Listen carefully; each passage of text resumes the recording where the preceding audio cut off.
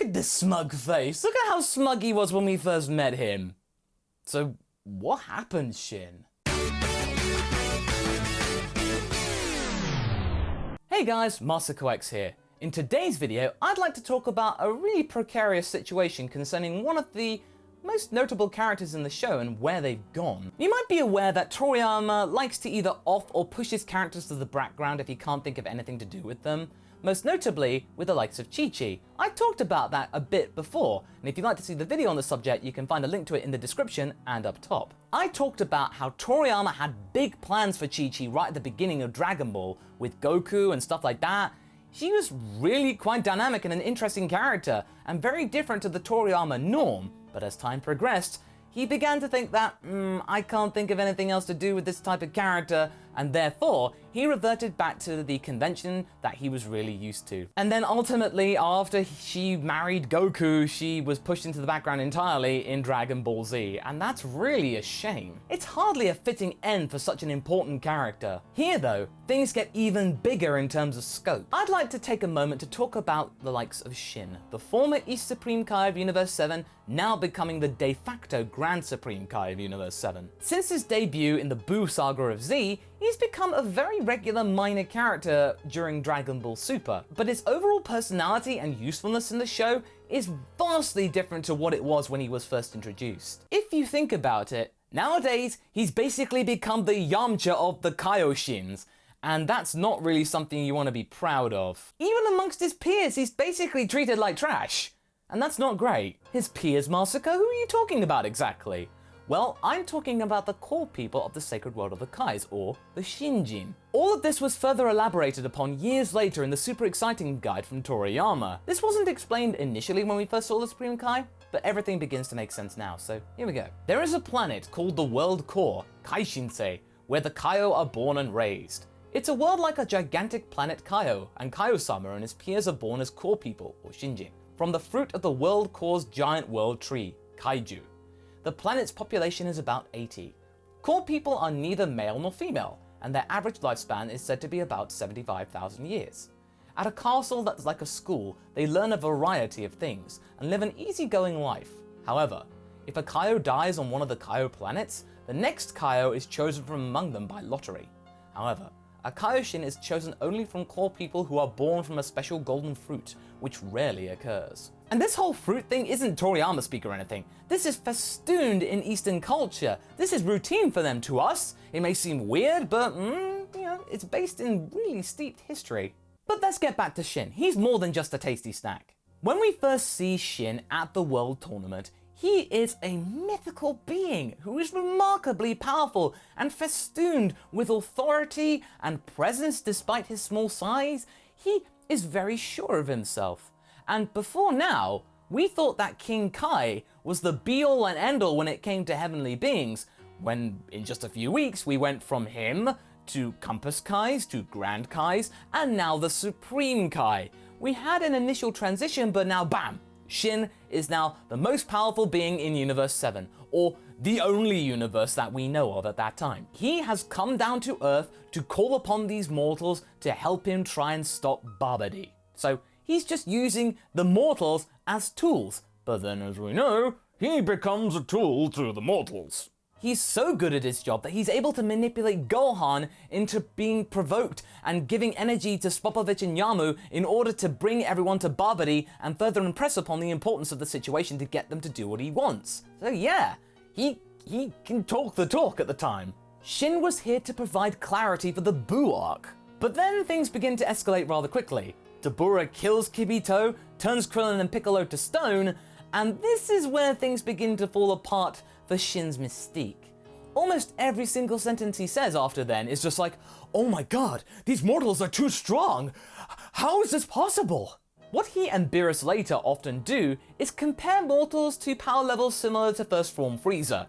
For the longest time, they basically thought that the strongest a mortal could ever become is that of Frieza, and in comparison to them, he is next to nothing. But yeah, people have gotten stronger in the last few decades since they last saw Frieza. Oh boy, Shin, you've been away for a very long time, haven't you? It just goes to show that even back in the 90s, before Super was even a thing in Toriyama's mind, that he had plans for Shin to become something less than he was originally perceived as. Having Shin as something like a hands-off deity, choosing to take a backseat and let the mortals figure things out for themselves. And then later we find out he basically just let Beerus run amok to do whatever he wants, destroying planets whenever he chooses, and thusly destroying the mortal level of Universe 7 in the process. Smooth job, Shin. Smooth. The fact that Shin could get flustered over powers that we hadn't seen since the second arc of Z is a thing really is telling for his personality, demeanor, and overall composure. And actually, ultimately, it completely fell apart, and then we just saw him as some kind of pal in the skies. Hey, buddy up there, how you doing? Can you do us a solid? What is his game exactly? Why is he even there? Well, he is simply there because Toriyama loves to create characters in pairs, as duos, buddy acts. All of this, that means they can bounce off each other in terms of personality and dialogue. It makes things easier for Toriyama.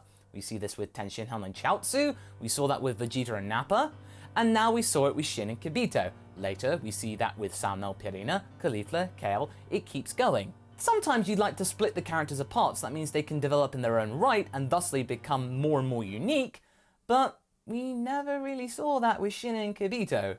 To be fair, he did stand up against Goku at one time, trying to stop him fighting Majin Vegeta, but the Saiyan didn't care. In fact, he threatened to take Shin's life if he were to interfere with his fight with Majin Vegeta. It just goes to show how much Goku cared about Shin's status. It's an event which destroyed Shin's confidence, and ultimately it meant that all he could do was put all of his money on Gohan being able to do what he wanted.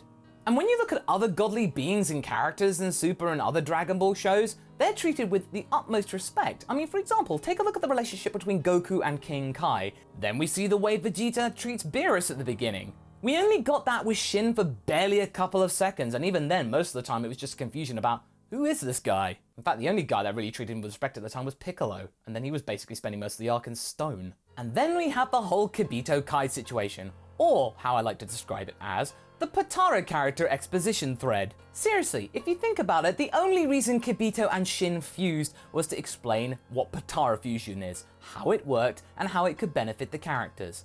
It was just there as a plot device, not something as character development for Shin. No, no, no. And also, it was a convenient way to get rid of Kibito because, once again, Toriyama couldn't think of anything to do with the character, so yeah, just mesh him into Shin and hope something works out. Granted, he was able to use his teleportation powers to save everybody when Kid Buu blew up the Earth, but if you think about it, that's not something that he alone has. Every single Supreme Kai or important deity has that function. It's not a unique trait, it's just a perk of the job. And also, Kibito Kai is the only new fusion character that we never see fight. And yes, Elder Kai is a fusion, but he's not there to fight, he's there to guide. And let's not forget, Shin has been capable of great things. Millions of years ago, he was tantamount in the capturing of Majin Buu in the first place. So he can do great things. What happened to him? Nowadays, he's just become the lackey of the Elder Kai. In fact, his presence now has undermined Shin's presence entirely. But wait, not all hope's lost there, surely. We got Super, we got Kibito Kai, he defuses, Shin becomes his own character again. There's new opportunities for him to do something. We got Toyotaro, we got the Toei staff, they can think of new ideas, they know about the lore, they can come up with something. Shin, oh, do I even need to finish that sentence? Of course they don't do anything with him. The best way to describe what Shin's being used for in Super right now is to look at his DB wiki page. And in it, they use such terms as pays a visit to, is shocked, witnesses, is disturbed, scared, panics, accompanies, attends, is transported to. Do you catch my drift here? It's not exactly positive. Because of his status as a Supreme Kai, he has to be in certain places, and he also now has to transport certain characters to certain places. He gets dragged across the story, stalks in the background, doing nothing other than going, "Oh, it looks bad guys, we're doomed." Giving nothing to the story at all, and then just going back to Capsule Corp in time for tea. That's a really crying shame. And why is that exactly? Well, let's look at the Goku Black Art, for example. Shin and Zamasu, what do they have in common? They are now becoming Supreme Kais, or are Supreme Kais. Shin could have some really good backstory about Zamasu. They could ask Shin, "Hey, do you know this Zamasu guy? Oh, yeah, he's a really up-and-coming talent, but he's a bit of a rogue, he's very weird."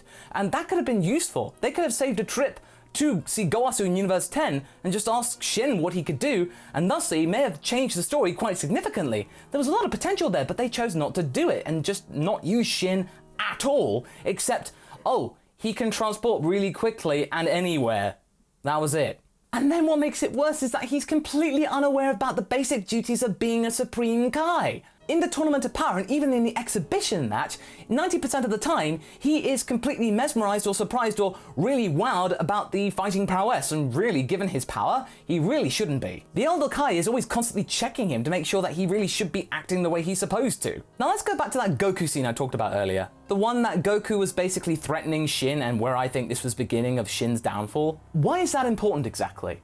Well, it's because the fact that at the time, Shin was basically the divine guide character, a role that has been actually constant in Dragon Ball. It was performed by the likes of King Kai and Kami before him. Goku never behaved the way he did with Shin with either King Kai or Kami. He treated them with respect ultimately, but with Shin, nada. By undermining Shin's authority, he negated his role as the Supreme Kai. He basically showed Shin the pecking order. Yes, I know, we can see that this is basically Toriyama writing himself into a corner, but in Super, Toei Toyotaro, with Toriyama's guidance, could easily fix the problem, but they're choosing not to. Shin's just getting complaints and threats hurled his direction time and time again. No one really seems to like him. He's completely lost, has no faith in himself, and is constantly harangued by Beerus, who really should be his closest ally given the whole lifelink thing. They really need a mini arc to actually see how they can work together. They both have something in common.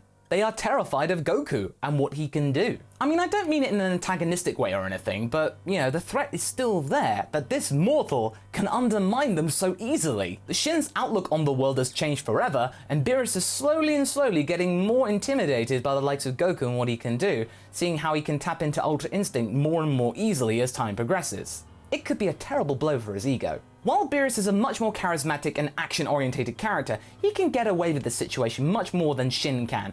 And also, Beerus has a lot more going for him. And Shin can see what exactly is happening to Beerus' character. It's like, same thing for you too, buddy. In a way, Shin is basically mirroring Krillin in the latter part of Z, basically representing the audience in how they don't know what to expect going forward. That's really bad for a divine millennia-old character. You really don't get his age or wisdom at all. Heck, Cronoa in Xenoverse acts more like a divine and wise and noble character, and she basically behaves like a preteen. I really hate the idea that Shin's been probably doomed to failure as a character, because if you look through his recent history, every single one of his plans has fallen short. And in the end, the only achievement that you can really attribute to the guy is that he's a lackey for another Kai or just the mortals. The mortals have got him around their finger. I really hope that Super can give some kind of redemption towards Shin, given that we've seen other Supreme Kais now in Super, and they can do a much better job than Shin can. I don't exactly blame Shin for all of this nowadays, I just feel like the odds are now stacked against him. I just want him to be able to fix things and show what he can do. Get his hands stuck in, don't be hands off anymore, and show what he is capable of. Oh yeah, he'll just probably end up being a vehicle. So what do you guys think? Do you think Shin has potential, or do you think his story is done? Leave a comment below and let's get this discussion going. Anyway, I hope you enjoyed this video. Until the next one, be sure to like and subscribe. Catch you later.